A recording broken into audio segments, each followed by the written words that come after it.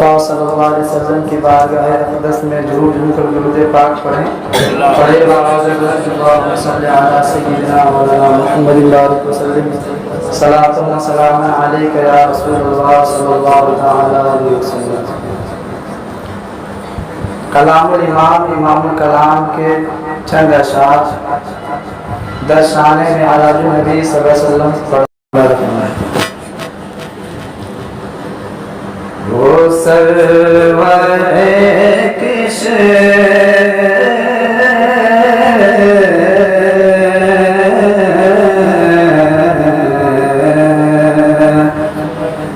وہ سرور کش ور رسالت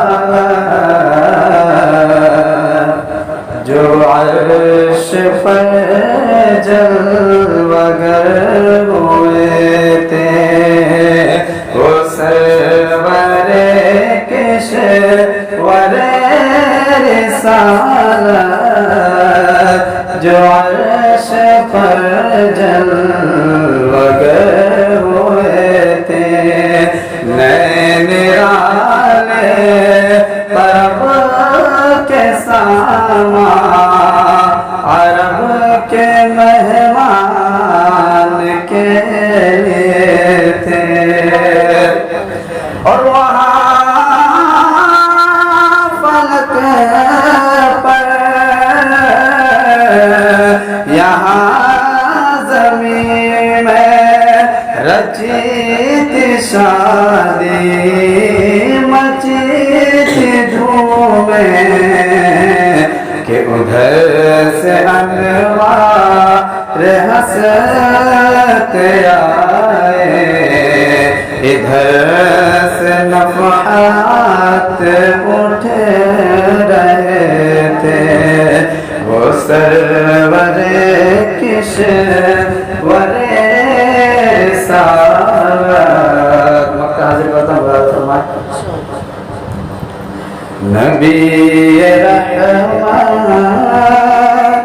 شفیع امت رضا پہ للہ ہو عنایت کہ نبی رحمت شفیع امت رضا پہ للہ اسے بھی ان خلعتوں سے حصہ جو خاص رحمت کے بانٹے تھے. وہ سرور کشور رسالت جو عرش پر جلوہ گر ہوئے تھے. اللهم صل على سيدنا مولانا محمد وآله وسلم. صلاۃ و سلام علیک یا رسول اللہ صلی اللہ علیہ وسلم. آپ تمام حضرات کو بخوبی معلوم ہے کہ آپ حضرات یہاں پر جشن معراج نبی صلی اللہ علیہ وسلم کی مجلس پر تشریف فرما ہیں. میں نے آیت پڑھی تھی 15واں پارے کے پہلے صفحے اور پہلے لائن. سبحان الذي أسرى بعبده ليلا من المسجد الحرام إلى المسجد الأقصى الذي باركنا حوله لنريه من آياتنا إنه هو السميع البصير. پہلے اس کا ترجمہ اعلیٰ حضرت نے جو کمزور ایمان نے کیا وہ حضور اعلیٰ حضرت فرماتے ہیں کہ پاکی ہے اسے جس نے اپنے بندے کو راتوں رات لے گیا مسجد حرام سے مسجد اقصیٰ تک. ہم نے ان کے گردا گرد برکتیں رکھی تاکہ وہ ہماری نشانیوں کو دیکھے. بے شک اللہ سننے والا اور دیکھنے والا ہے. حضرات جب اس آیت کا ترجمہ پڑھتے ہیں تو اس کو بہت ساری باتیں لکھتی ہیں. ہم لوگ اور جتنے بھی انسان ہیں سفر کرتے ہیں تو ان کا اس سفر میں سات چیزیں ہوتی ہیں. 7 چیزوں سے سفر مکمل اور کامیاب ہوتا ہے۔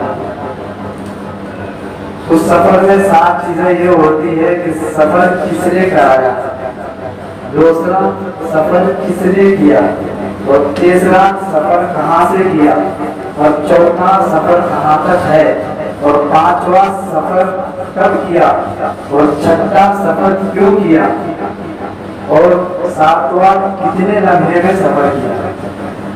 اللہ رب کریم قرآن مقدس میں سبحان سے اسٹارٹ کرتا ہے کہ سبحان الذی اسرا، کہ پاکی ہے اسے، سبحان کا معنی ہوتا ہے پاکی، اور سبحان اللہ کی ذات کو کہا جاتا ہے کہ پاکی ہے اسے، یعنی سفر کرانے والا اللہ ہے۔ اسرا بعبدہ، اور سفر کرنے والے ہمارے آقا حضور احمد مصطفیٰ محمد مصطفیٰ صلی اللہ علیہ وسلم، لیلم، رات کے مختصر سے حصے میں، من المسجد الحرام، یعنی مسجد حرام سے، الى المسجد الاقصی، مسجد اقصی تک، بارکنا حولہ، اللہ رب کریم نے حضور کے ارد گرد برکتیں رکھی۔ اور کیوں سفر کرایا؟ لنریہ من آیاتنا، کہ ہم آپ کو دکھائیں ہماری نشانیوں میں سے کچھ چیزیں۔ جب ہمارا سفر کامیاب ہوتا ہے، اگر استاد کا سفر کامیاب ہوتا ہے تو کسی کو شاگرد بیان کرتا ہے، جب کسی باپ کا سفر کامیاب ہوتا ہے تو اس کی اولاد بیان کرتا ہے، جب کسی پیر کا سفر مکمل ہوتا ہے تو ان کے مریدین اس کے معتقدین بیان کرتے ہیں۔ مگر یہ ایسا سفر ہے کہ اللہ رب العزت نے حضور کو کرایا، اور اللہ نے اس سفر کا ذکر قرآن مقدس میں نازل کیا۔ اور سفر معراج کی حکمتیں بہت ساری ہیں، ان میں سے میں کچھ آپ کے سامنے پیش کرتا ہوں۔ اللہ رب کریم قرآن مقدس میں ارشاد فرماتا ہے، ان اللہ اشتری من المؤمنین انفسهم واموالهم بان لهم الجنہ یقاتلون فی سبیل اللہ، کہ بے شک اللہ نے مومنوں کی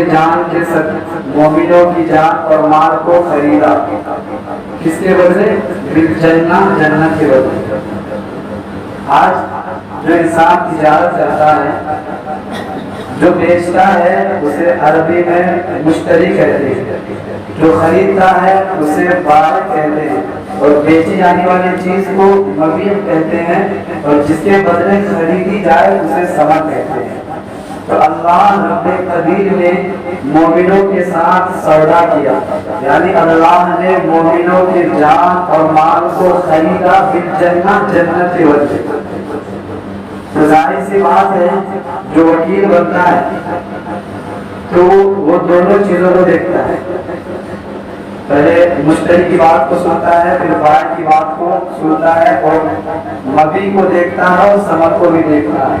تو حضور احمد مصطفیٰ محمد مصطفیٰ صلی اللہ علیہ وسلم نے دنیا میں رہ کر ہم گناہ گاروں اور مومنوں کے اموال اور جان کا ملاحظہ کیا، لیکن حضور نے جنت نہیں دیکھا، اللہ کو نہیں دیکھا۔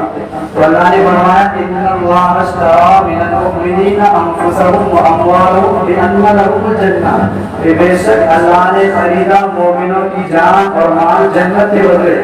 تو حضور صلی اللہ علیہ وسلم ہماری جان ہماری مال کو دیکھ لیا، اب ضرورت تھی حضور کو خدا کو دیکھنا، یعنی مشتری کو دیکھنا کہ خرید کون رہا ہے اور کس چیز کے ذریعے خریدی جا رہی ہے، وہ جنت ہے۔ حضور کو جنت اور بائع یعنی خدا کو دیکھنا تھا، اس لیے اللہ تعالیٰ نے حضور کو سفر معراج عطا فرمایا۔ تو پہلی دوسری حکمت، اللہ رب قدیر قرآن مقدس اما پارا سورہ کوثر میں ارشاد فرماتا، انا اعطیناک الکوثر، کہ بے شک ہم نے آپ کو کوثر عطا کیا، ہم نے آپ کو کوثر عطا کیا، یعنی یہ کہ اللہ رب قدیر ہر چیز کا خالق یعنی پیدا کرنے والا ہے، اور ہر چیز کا مالک حضور احمد مصطفیٰ صلی اللہ علیہ وسلم کو اللہ نے بنایا۔ انا اعطیناک الکوثر، ہم نے آپ کو سب عطا کیا، کوثر عطا کیا۔ تب ضرورت اس بات کی تھی کہ حضور صلی اللہ علیہ وسلم نے اس آب و گل اور دنیا میں جتنی چیزیں سب دیکھی، آسمان دیکھنا باقی، جنت جہنم اور عرش معاملہ تھوڑا سب کو دیکھنا باقی، تو اللہ تعالیٰ نے حضور کو انا اعطینا کی وجہ سے کہ اے اللہ کے رسول، ہے میرے رسول، تم نے میری چیزوں کو میں نے جو عطا کیا اس میں سے کچھ دے کے کچھ باقی ہے، تو اللہ رب العزت نے حضور صلی اللہ علیہ وسلم کو ساتوں آسمان سے سیر کرایا، انہیں دکھایا کہ یہ بھی تمہاری ملکیت میں ہے، حضور کو جنت دکھائی کہ یہ بھی تمہاری ملکیت میں ہے، حضور کو جنت دکھایا کہ یہ بھی تمہاری ملکیت میں ہے، عرش فرش سب دکھا دی۔ یہ تیسری حکمت کہ زمین اور آسمان کے درمیان بہت مناظرہ اور بحث و مباحثہ، زمین کہتی ہے آسمان سے، آسمان مجھ سے بہتر ہے، کیوں؟ اس لیے کہ میرے اندر درخت ہے، پودے ہیں، انسان ہیں، جن ہیں، کعبہ شریف ہے، مکہ شریف ہے، مدینہ شریف ہے، اور دیگر اولیاء کرام کی مزارات ہیں، اور یہ کعبہ شریف ایسا ہے کہ اس کو نبیین بھی نے طواف کیا، اولیاء بھی طواف کیے، اور حد تو یہ ہے کہ حضور صلی اللہ علیہ وسلم بھی ہمارے درمیان ہیں، اور آسمان کہنے لگا کہ زمین سن میرے پاس بھی، بیت المعمور میرے پاس ہے جس کے طواف فرشتے کرتے ہیں، فرشتے میرے پاس ہے جو تمہارے پاس نہیں، عرش کرسی لوح قلم سب میرے پاس ہے، اور جب زمین نے کہا کہ میرے پاس تمہارے پاس بے شک جنت ہے، دوزخ ہے، کرسی لوح قلم سب ہے، لیکن مالک جنت میرے پاس ہے، تو یہ آسمان ان کے الفاظ کو سن کر بہت شرمندہ ہوا، اور بارگاہ خداوندی میں سر کو خم کیا اور کہا یا اللہ میں اس کے سامنے شرمندہ ہوں، آپ اپنے آپ میرے رسول صلی اللہ علیہ وسلم کو آسمان پر بلائے، جیسے میں کسی بات تو حضور صلی اللہ علیہ وسلم کو آسمان پر بلایا، یہ تیسری حکمت۔ چوتھی حکمت، ابھی سائنس کا زمانہ چلتا ہے، سائنس کہتی ہے کہ میں نے چاند پر گیا، چاند سے مٹی لے کر آیا، چاند کا سیر کیا، تو نبی کا جو کمال ہوتا ہے وہ دنیا کے ہر انسان سے جدا گانا ہوتا ہے، سائنس وہاں تک پہنچ بھی نہیں سکتی جہاں تک سائنس کا گمان وہاں تک نہیں پہنچ سکتا جہاں تک حضور کے قدم پہنچے، تو اس سائنس کے اور دنیا میں باقی جتنے آنے والے سائنس ہیں، تجربے کار ہیں، ان کے جواب کے لیے نبی کو آسمان پر بلایا اور پورے سیر کرایا۔ پانچویں حکمت، جتنے نبی آئے سب نے پڑھا اشہد ان لا الہ الا اللہ، سب نے گواہی دی کہ میں گواہی دیتا ہوں کہ اللہ ایک ہے مگر کسی نے دیکھا نہیں، تب ضرورت تھی کہ کوئی ایسا شخص ہو، کوئی ایسا نبی ہو جو مجھے دیکھے۔ آپ نے حضرت عثمان کا، حضرت موسیٰ کلیم اللہ کا واقعہ سنا ہوگا، حضرت موسیٰ کلیم اللہ تمہیں طور پر گئے اور رب سے عریضہ پیش کیے کہ یا اللہ میں تمہیں دیکھنا چاہتا ہوں، تو اللہ نے کہا لن ترانی، یہ قرآن کی آیت ہے، لن ترانی تم مجھے نہیں دیکھ سکتے۔ حضرت موسیٰ اور اصرار کرنے کے بعد اللہ نے کہا چل اگر تیری بات ہے تو مجھے نہیں دیکھ سکتا، میری تجلی کی جھلک ڈالتا ہوں پہاڑ پر مجھے، اور اس سے پہلے 2-3 شرطیں تھیں۔ اللہ نے کہا 40 سال روزے رکھو۔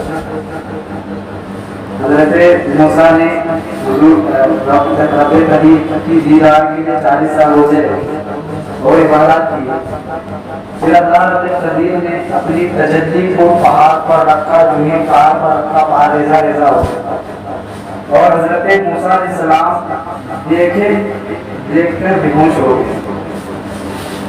اللہ کے اس تجلی کو دیکھ کر حضرت موسیٰ کی آنکھ میں ایسا پاور، ایسا جمال، ایسا کمال آیا کہ اس آنکھ کو جو دوسری کوئی آنکھ دیتے وہاں غائب ہو جائے، یعنی روشنی ختم ہو جاتی۔ جب حضرت موسیٰ علیہ السلام اپنے گھر لوٹے تو حضرت موسیٰ علیہ السلام اپنے چہرے پر نقاب ڈالے ہوئے اپنے گھر پہنچے، ان کی بیوی حضرت صفورہ رضی اللہ تعالی عنہا کہنے لگی اے میرے شریک حیات، اے نبی مکرم، آپ اپنے چہرے پر نقاب کیوں ڈالیں گے؟ تو حضرت موسیٰ کہتے ہیں کہ میں نے آج اللہ تبارک و تعالیٰ کو تو نہیں دیکھا، ان کی تجلی کی ایک جھلک دیکھا ہوں، اور میری آنکھ میں ایسا پاور آ گیا کہ کوئی دوسرا دیکھے تو اس کی آنکھ کی روشنی چلی جائے گی۔ تو حضرت صفورہ نے بہت ضد کیا، شوہر نے بیوی کی بات مانتے ہیں، تو حضرت موسیٰ مان گئے۔ تو حضرت صفورہ کیا کی، جب اس آنکھ سے دیکھنا رہتا تو اس آنکھ کو بند کر دیا، ایک آنکھ کی روشنی چلی جاتی۔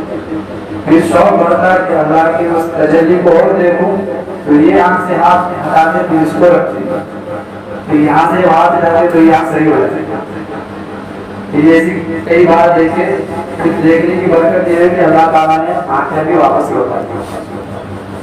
تو حضرت موسیٰ علیہ السلام نے ایک تجلی دیکھی، مگر میرے آقا احمد مصطفیٰ محمد مصطفیٰ سید الانبیاء سرور الانبیاء آقا اللہ تعالیٰ کو قرآن کا ثم دنا فتدلی اتنے قریب سے دیکھے کہ ایک ہاتھ کا گرتی یہ 5 حکمت ہو گئی۔ اور سفر معراج کسے کہتے ہیں؟ معراج ایک اصطلاحی معنی ہے کہ مسجد حرام سے مسجد اقصی اور تمام زمین و آسمان، جنت و دوزخ اور جتنی عرش کرسی ہیں سب کی سیر کرنا معراج کہلاتا ہے۔ لیکن مفسرین کرام کہتے ہیں کہ اس میں 3 باتیں ہیں۔ مفسرین کرام کہتے ہیں کہ مسجد حرام سے مسجد اقصی تک کی جو سفر ہے اس کو اسراء کہتے ہیں۔ کیا؟ اسراء۔ مسجد اقصی سے 7ویں آسمان تک کے سفر کو معراج کہتے ہیں، اور 7ویں آسمان سے خدا کے قرب تک کو معراج کہتے ہیں۔ اب عقیدہ بتاتا ہوں کہ معراج کا نہ ماننے والا کافر ہے، مرتد ہے، مبتدی ہے، کیا ہے؟ قرآن شریف کی آیت سبحان الذی اسریٰ بعبدہ لیلا من المسجد الحرام الی المسجد الاقصی الذی بارکنا حولہ لنریہ من آیاتنا انہ هو السمیع البصیر۔ الی المسجد الاقصی من المسجد الحرام الی المسجد الاقصی، یہ سفر قرآن میں ذکر ہے۔ اس سفر کو نص قرآنی سے ثابت ہے، اگر اس کا کوئی انکار کرے تو وہ کافر ہے، وہ کافر۔ مسجد اقصی سے 7ویں آسمان تک کے سفر کا جو انکار کرے، اور یہ جو سفر ہے یہ احادیث مشہورہ سے ثابت ہے، اور جو احادیث مشہورہ کا منکر ہو اسے مرتدی یعنی بدعتی کہتے ہیں، اور گمراہ یعنی بددین کہتے ہیں۔ اور وہاں سے 7ویں آسمان سے قرب خدا تک جو عجیب اور غریب احوال ہیں ان کا منکر جاہل اور محروم ہے، یہ جہالت کی بنا پر ہوتا ہے۔ معراج کون سے روز ہوئی؟ معراج 27 رجب المرجب کو ہوئی، اور دن دوشنبہ یعنی پیر کی رات۔ اسی پیر کو یعنی صبح صادق کے وقت حضور احمد مصطفیٰ محمد صلی اللہ علیہ وسلم تشریف لائے، اور اسی پیر کو مکہ شریف سے مدینہ شریف کی طرف ہجرت کی۔ اسی پیر کو مدینہ شریف جو مکہ شریف سے ہجرت کر کے مدینہ پہنچے وہ پیر ہی کریں، اور پھر اسی دن حضور احمد مصطفیٰ محمد صلی اللہ علیہ وسلم اس دنیا سے مثال کرنا ہے۔ معراج کا واقعہ تو سنی ہوگی، بتانے کی ضرورت نہیں ہے۔ اور معراج میں حضور کو کیا تحفہ ملا، سب سے انداز بتا دیا۔ معراج جب اللہ تعالیٰ نے حضور صلی اللہ علیہ وسلم کو معراج عطا کیا تو حضرت جبریل آئے، حضور کے قدم مبارک کے پاس کھڑے ہوئے، حضور محو استراحت یعنی آرام کی نیند سو رہے. حضرت موسیٰ ادھر حضور کو دیکھنے کے لیے کتنی عبادت، کتنی ریاضت، کتنی اصرار کے باوجود ایک جھلک نہ مل سکی. وہ تاب نہ رہا. اور حضور کسی کو کہتے کہ قریب اور حبیب میں کیا فرق ہے؟ مفسرین کرام کہتے ہیں قریب یعنی حضرت موسیٰ کلیم اللہ ہے اور حضور صلی اللہ علیہ وسلم حبیب اللہ ہے. ان دونوں کے درمیان کیا ہے؟ مفسرین کرام کہتے ہیں کہ قریب وہ ہے جو خدا کو دیکھنے کی چاہت رکھتا ہو اور حبیب وہ ہے جسے دکھانے کے لیے خدا مستعد ہو. یہ حبیب اور قریب کے درمیان ہے.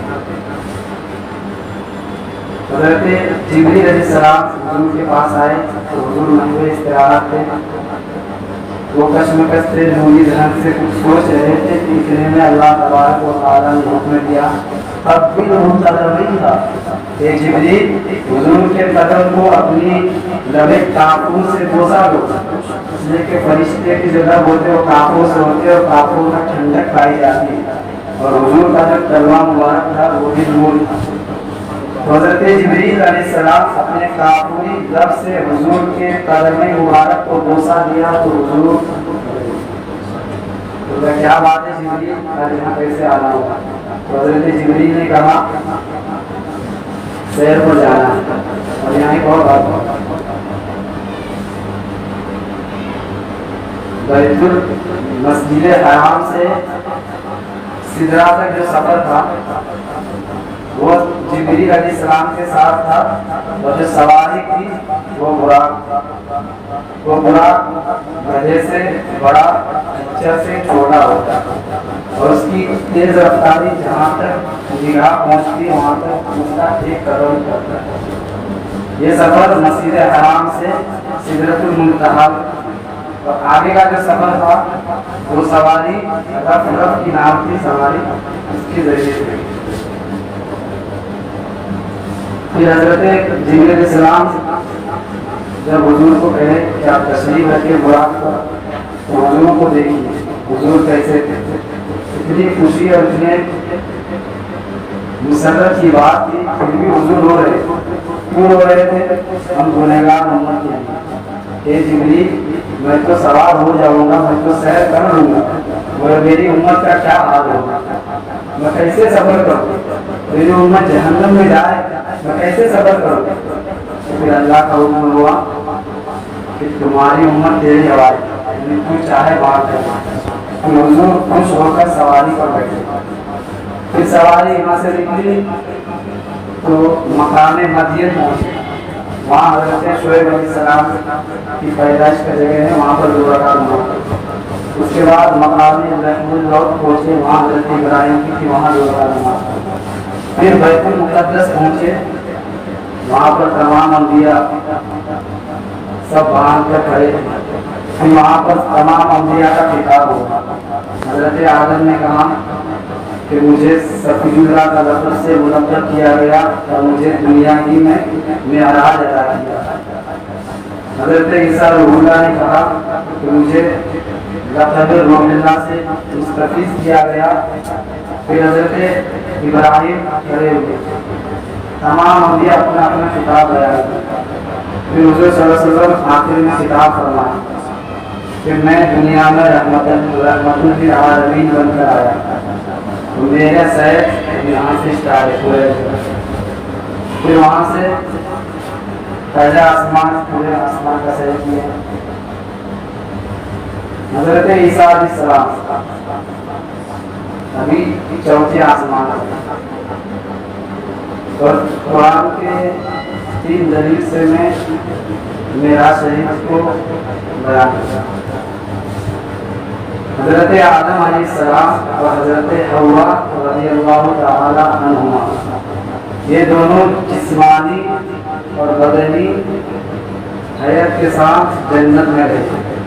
پھر دونوں حضرات جسمانی اور پوری بدنی حیات کے ساتھ دنیا میں تشریف لائے. اس کو اللہ رب العزت نے یوں ارشاد فرمایا قلنا انت زوجک الجنہ کہ تم دونوں رہو، قلنا اسکن انت زوجۃ جنت، کہ تم اور تمہاری بیوی جنت میں رہو۔ پھر کچھ جو واقعہ ہے کہ گانے خالی کو زمین پر بھیجا جائے۔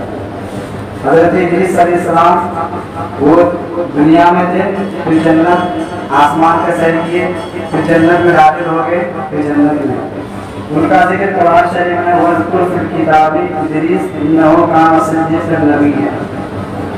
حضرت عیسیٰ علیہ السلام کو جب ان کے قتل کرنے آئے تو اللہ رب العزت نے اسے آسمان پر اٹھا دیا، وما قتلہ الا رفعہ اللہ الیہ، کہ حضرت عیسیٰ کو کسی نے قتل نہیں کیا بلکہ اللہ نے اسے آسمان پر اٹھا دیا۔ اب غور کریں، نبی الانبیاء حضرت آدم نہیں، حضرت ادریس نہیں، حضرت عیسیٰ نہیں، مگر حضرت آدم اپنی جسم و جسمانیت کے ساتھ جنت سے دنیا آ سکتے ہیں۔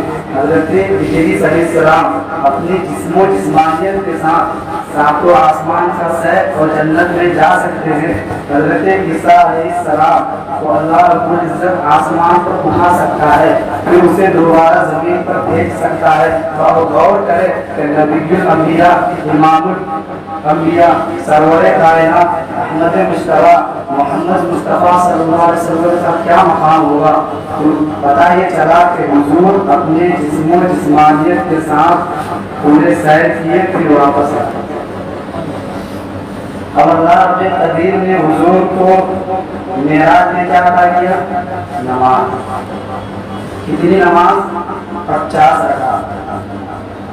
حضرت موسیٰ کے ذریعے 45 رکعتیں معاف کرائی گئی، بچی 5 رکعت۔ اب ہم امت محمدیہ کے لیے کتنی مسرت کا ماحول ہے کہ ہم 5 رکعت نماز پڑھیں گے تو 50 رکعت کا ثواب ملے گا۔ اور حضور کو معراج میں یہ تحفہ دیا گیا، اور اسی پر حدیث شریف ہے کہ الصلاۃ معراج المؤمنین، کہ مومنوں کی جو معراج ہے وہ نماز ہے۔ تو میں دعا کرتا ہوں کہ ہم سب کو معراج کے واقعات پر اعتقاد اور ایمان اور یقین رکھنا چاہیے، اور ساتھ میں جو ہم مومنوں کے لیے جو معراج کا لفظ ملا، جو معراج سے ہمیں نوازا گیا، یعنی ہمیں جو معراج سے نوازا گیا کہ الصلاۃ معراج المؤمنین، مومنوں کے لیے جو معراج ہے وہ نماز پڑھنا ہے، تو ہمیں چاہیے کہ نماز 5 وقتہ باجماعت ادا کرنی چاہیے۔ اور اپنے جو فرمات کہا، جو میرے بولنے میں اور آپ کے سننے میں جو غلطی ہو ہماری غلطیوں کو معاف کا فرمائیں، ہم سب کو سچا پتہ نمازی سچا پتہ عاشق رسول بنائیں، اور ہم سب کو کہنے اور سننے سے زیادہ اس پر عمل کرنے کی توفیق عطا فرمائیں۔ وما علینا الا البلاغ، استغفر اللہ ربی من کل ذنب واتوب الیہ، لا الہ الا اللہ۔